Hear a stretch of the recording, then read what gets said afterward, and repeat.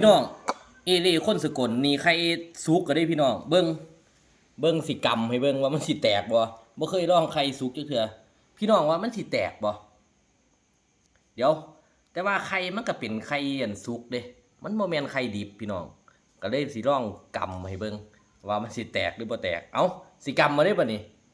พี่น้องคิดว่ามันสิแตกบ่คิดว่ามันสิแตกบ่นี่เอ้าแต่ว่าผมว่ามันบ่แตกดอกพี่น้องอีหลีโอ้พี่น้องก็สิรับส้มรับฟังก็สิเอาแล้วโอ้คือบ่กำจักเทื่อเนาะก็สิว่าคือบ่กำจักเทื่อตินี่เอาพี่น้องนี่ล่ะเอ้าเบิ่งกำมาได้ป่ะนี่กำอยู่บ่คือพี่น้องยันมันแตกใส่มือเด้มันสิกินแซ่บบ่ล่ะสิกำหรือบ่กำบ่นี่โอ้ยเอ้ากำแล้ว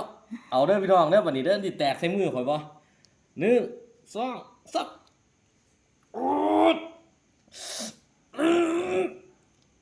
เอ้าสุดแห้งแล้วพี่น้องบ่แตกเดี๋ยวลองมึงอีกเทื่อนึง